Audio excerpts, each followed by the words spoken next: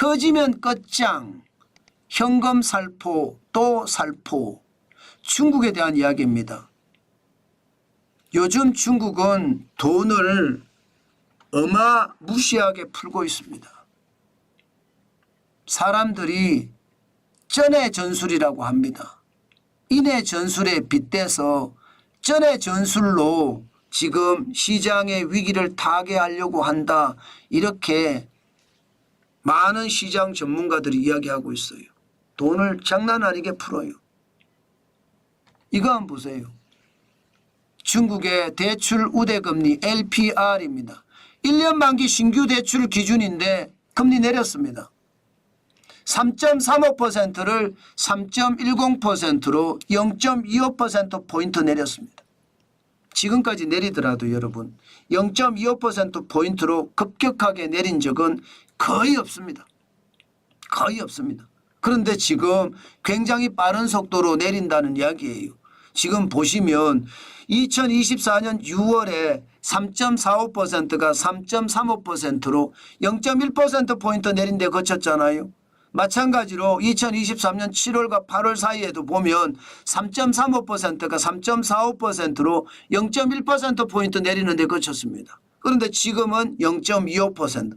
0.25%씩 내린 곳은 그렇게 많지가 않습니다. 엄청나게 내렸는데 2019년 12월에 4.15%가 2020년 4월에 3.85%로 내린 적 이때가 아마 가장 많이 내린 걸 거예요.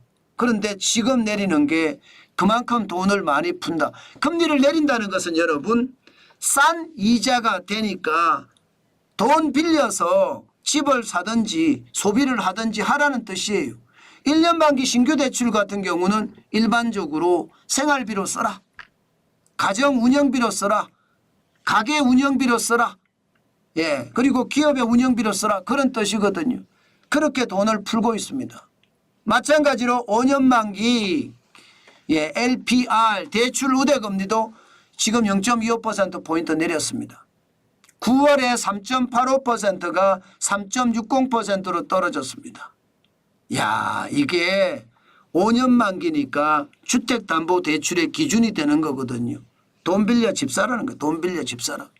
얼마든지 집을 사라. 그래야지 중국 경제가 지금 회복이 된다. 그런 뜻이잖아요. 그런데 이게 아직까지는요. 다가 아니라는 거예요. 지금까지 지금 돈을 엄청나게 풀었거든요. 당장 말입니다. 당장 은행의 지급 준비율을 0.5%포인트 인하를 했어요. 9월 달에. 그래서 1조 위안 공급을 했습니다. 여기에 MLF라고 해서 중기 유동성 지원 창구를 통해서 금리를 0.3%포인트 내려서 3천억 위안을 또 공급을 했어요. 그러니까 경기부양책 1탄 그리고 2탄은 전력산업이나 인프라 건설 지원을 위해서 1,000억 위안, 건설 프로젝트 추진을 위해서 1,000억 위안, 2,000억 위안 투자를 했습니다. 3차는 아직 최종적으로 결정나지 않았지만 이게 10월 말에 전국인민대표대회 상무위원회에서 결정이 될 텐데 국채 발행을 대폭 확대한다는 거예요. 특히 지방정부도 채권 발행을 많이 하라는 겁니다. 그래서 유유토지나 미분양 주택을 매입하기 위한 특별채권을 발행한다. 이게 이제 얼마나 될지 결정이 아직 안 났지만 계속 지금 뿌린다는 이야기잖아요. 여기에 아직까지 또 남았습니다. 은행 지급 준비 비율을 0.5%포인트 내렸는데 이거 더 내린다는 거예요. 이거 더 내려서 기왕 푸는 김에 왕창 풀자에 왕창 풀자. 왜? 왕창 풀어서 적어도 성장률 5%는 달성하자 이거예요. 지금 2024년 1월에 5.3% 성장을 했고요. 1분기에. 2분기에는 4.7%, 3분기에 4.6% 성장했거든요. 1월에서 9월까지 전체 누적 경제 성장률이 4.8%예요. 지금 이대로 가면 5% 성장은 어렵다. 이게 시장의 대체적인 평가입니다. 그런데도 중국은 5% 성장 안 하면 죽을 것 같은 거야. 왜? 중국의 거대한 경제가 제대로 돌아가려면 적어도 5.5%는 늘어나야 된다고 이야기합니다. 그런데 5%는 최소한의 수치라고 해요. 그래서 최소한의 수치를 달성하기 위해서 현금을 살포하고 또 살포한다는 뜻입니다. 그런데 과연 이렇게 현금을 살포하고 또 살포해서 경제가 회복이 되느냐? 이게 문제죠. 이제 실제로 회복이 되느냐 안 되느냐의 문제는 시장을 보면 눈치껏 알 수 있습니다. 중국 10년물 국채금리를 보면 올라가긴 올라갔습니다. 2.124%까지 올라갔습니다.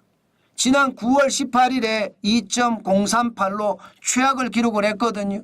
그리고 나서 9월 달에 돈 풀고 10월 달에 돈 풀면서 약간 올라갔습니다. 2.178%로.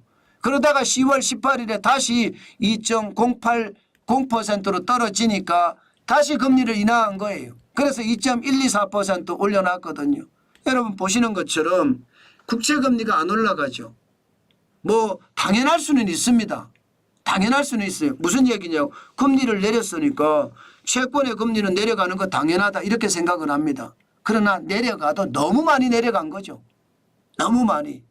일반적으로 여러분 앞서도 제가 보여줬지만 1년 만기 중국의 LPR이라고 하는 대출 우대 금리가 3.10%거든요.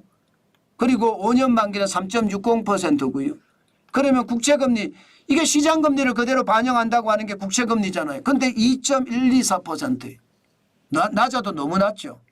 다시 말해서 여러분 많은 사람들이 돈을 푸는데 나 아파트 안 살 거야. 나 소비 안 할 거야. 나 주식 투자 안 할 거야. 나 오히려 안전자산인 금을 살 거야. 나 안전자산인 국채 살 거야. 국채시장으로 몰려가고 금시장으로 몰려간다는 뜻이 돈을 푸니까. 그만큼 말입니다. 중국은 심리가 무너졌어요.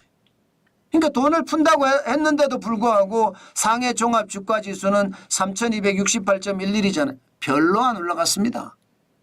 이게 많이 올라갈 때 10월 8일에는 3489.78까지 올라갔는데 쭉 무너져서 회복세가 더 이상 일어나지 않아요. 이거 더 떨어진다는 이야기가 시장의 이야기입니다.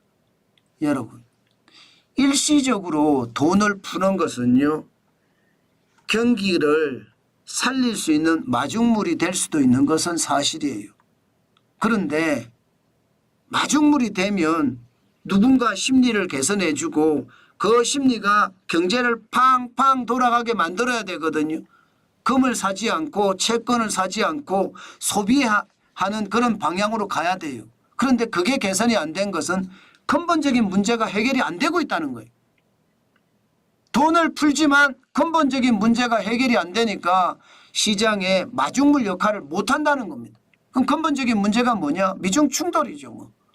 미중 충돌이 가장 심각한 외부적인 요소죠. 여기에다가 청년 실업률도 장난 아닙니다. 8월 기준으로 청년 실업률이 18.8%잖아요. 이것은 여러분 15세에서 24세 청년들이 낙담을 하고 있다는 뜻이 야 이래서 내가 어떻게 살아. 그렇게 낙담하고 있다. 청년들은요. SNS를 가장 잘 활용을 하고요. 또 요즘 신세대들의 어떤 정보를 교류할 수 있는 그런 망을 가지고 있다는 뜻. 거기에서 많이 활동을 하고 있다는 뜻이에요. 이들이 말입니다. 죽겠다 계속 올리면 경제 자체는요. 심리가 회복되기는 쉽지 않습니다. 그렇게 되면 경제는 더 어려워지는 게 현실이고요. 지금 그런 일이 현장에서는 일어나고 있다. 이렇게 해도 틀린 말이 아니라는 뜻입니다. 결국 중국은 돈을 계속 풀겠죠. 그러다가 그 끝에는요. 최악의 시나리오 써지지 않을까요? 저는 어떻게 하든 미국 입장에서는 중국을 붕괴시키겠다 이런 생각을 가지고 지금 시작한 미중 충돌이라 앞으로도 중국은 진짜 만만치 않을 것 같습니다. 돈을 저렇게 계속 푼다고 이게 괜찮다 이렇게는 못합니다. 언젠가는 그 돈이 폭발해요. 부채 폭발이라는 거 있잖아요. 그것도 올 수 있습니다. 그렇기 때문에 중국의 투자 저는 여러분에게 계속 말씀을 드리지만 또 조심하시고 조심하시라는 이야기 다시 한번 강조해 드립니다.